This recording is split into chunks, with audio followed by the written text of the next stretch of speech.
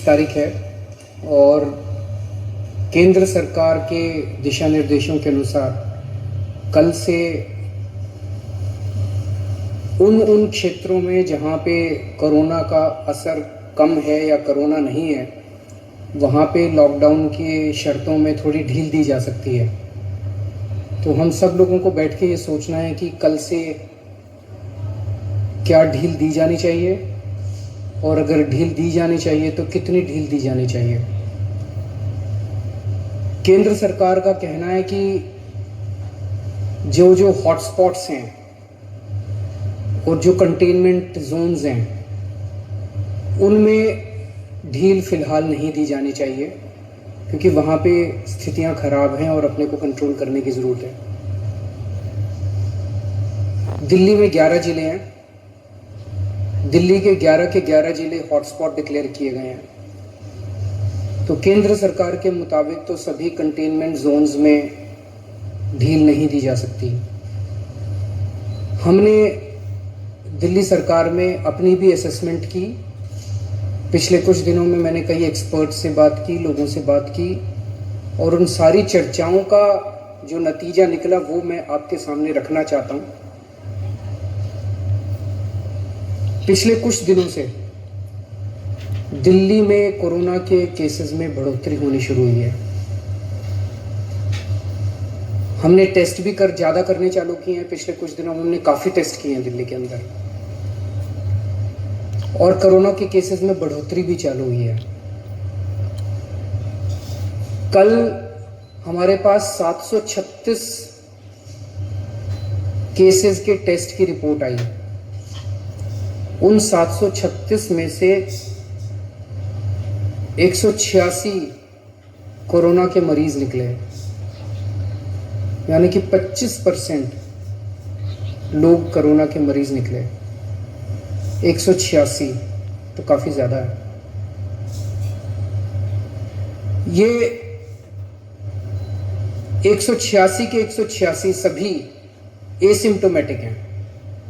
इनमें किसी में भी सिम्टम्स नहीं है। किसी को बुखार नहीं है, किसी को खांसी नहीं है, किसी को सांस की शिकायत नहीं थी। उनको पता ही नहीं था कि उनको कोरोना है। उनको पता ही नहीं था कि वो कोरोना लेके घूम रहे हैं इधर उधर। ये और भी खतरनाक बात है कि कोरोना फैल चुका है। बहुत सारे लोग कोरोना लेके घूम रहे हैं, और ये बीमारी ऐसी है कि किसी को पता भी नहीं चलता कि मुझे बीमारी हो गई है। कई बार सिम्टम्स नहीं आते, बीमारी हो जाती है। किसी आदमी का इम्यून सिस्टम स्ट्रांग है और वो घूमता रहता है और पता नहीं कितने लोगों को कर देता है। तो ये 186 लोग अपनी अपनी ज़िंदगी में घूम रहे थे। इनमें एक व्यक्ति से जब हमने बात की, उसने बताया जी मैं फलाने फलाने फूड सेंटर में, हम लोगों को खाना बांटते हैं ना, दिल्ली सरकार लोगों को खाना बांटती है, पका हुआ खाना रोज़ देते हैं हम, लंच और डिनर। वो कहता है जी मैं पिछले कुछ दिनों से रोज़ सरकार के फूड सेंटर में जाके खाना बंटवाने का काम कर रहा था। आप सोचो उसने वहाँ कितने लोगों को इन्फेक्ट कर दिया होगा। तो मैंने आज ही आदेश दिए हैं उस फूड सेंटर में जितने लोग आते हैं, मैं एज्यूम कर रहा हूँ कि डेली वही लोग आते होंगे एक सेंटर में खाना खाने के लिए, उन सब की रैपिड टेस्टिंग करवाएंगे जितने भी लोग आते हैं। और दिल्ली में जितने भी हमारे फूड सेंटर्स हैं, उन सभी फूड सेंटर्स में खाना बांटने वाले सभी वॉलंटियर्स का और कर्मचारियों का हम रैपिड टेस्टिंग कराएंगे। तो इससे ये दिखता है कि दिल्ली के अंदर इस टाइम फैलना चालू हो गया है। रोज़ कंटेनमेंट जोन्स बढ़ते जा रहे हैं जहाँ पे ऑपरेशन शील्ड लागू किया जाता है। आज की डेट में 77 कंटेनमेंट जोन बन गए हैं दिल्ली के अंदर।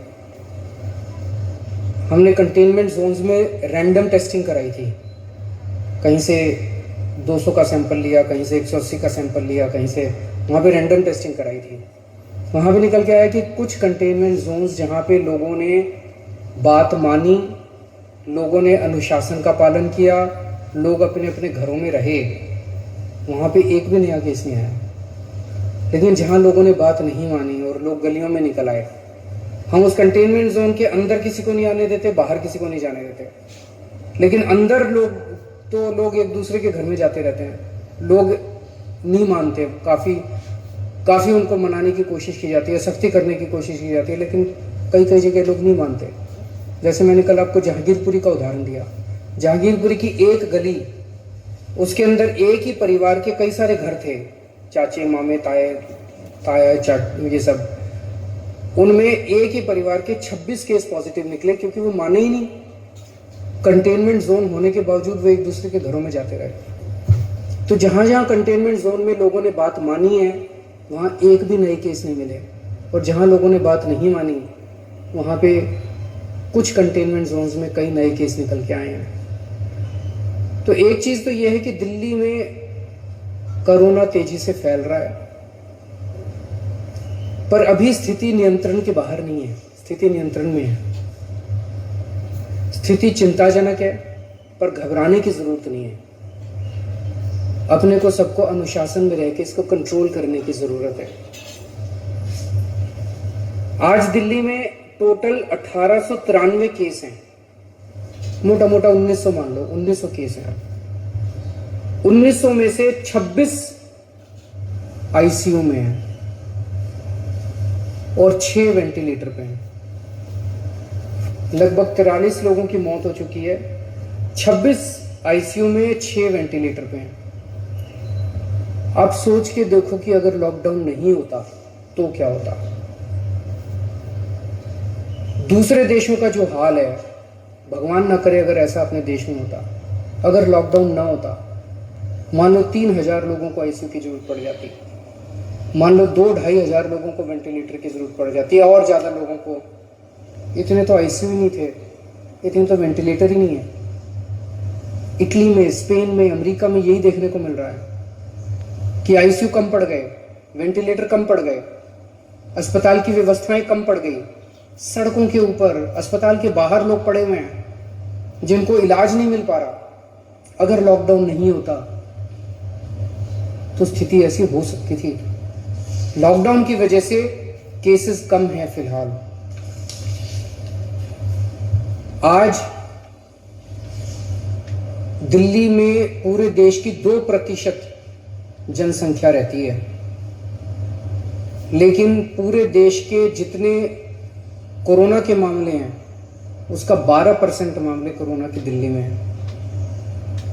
क्यों? दिल्ली देश की राजधानी है, इसीलिए दिल्ली को कोरोना की सबसे मुश्किल लड़ाई इस टाइम दिल्ली लड़ रही है।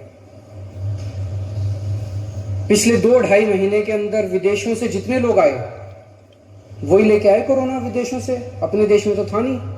जितने विदेशों से लोग आए, सबसे ज्यादा लोग दिल्ली में आए, क्योंकि दिल्ली देश की राजधानी है, अंतर्राष्ट्रीय एयरपोर्ट और भी कई जगह है, लेकिन सबसे ज्यादा लोग यहाँ आते हैं, सबसे ज्यादा लोग यहाँ आए। उनको हमने क्वारंटाइन में रखा, लेकिन उसके पहले नहीं रखा था, बाद में आई गाइडलाइंस। तो सबसे ज्यादा मार दिल्ली को बर्दाश्त करनी पड़ी। मरकज के अंदर जो इंसिडेंट हुआ उसका भी सबसे ज्यादा मार दिल्ली को बर्दाश्त करनी पड़ी। इसे दिल्ली पे सबसे बड़ी जिम्मेदारी पड़ी। तो आज जब ये निर्णय अपने को लेना है कि कल से कुछ ढिलाई देनी है कि नहीं देनी, मैं भी देना चाहता हूं ढिलाई। इतनी सख्ती बड़ी मुश्किल हो जाती है। कैसे लोगों का गुजारा चलेगा, कैसे लोगों की रोजी रोटी चलेगी, कैसे लोगों का घर चलेगा। लोग बहुत मुश्किल में हैं,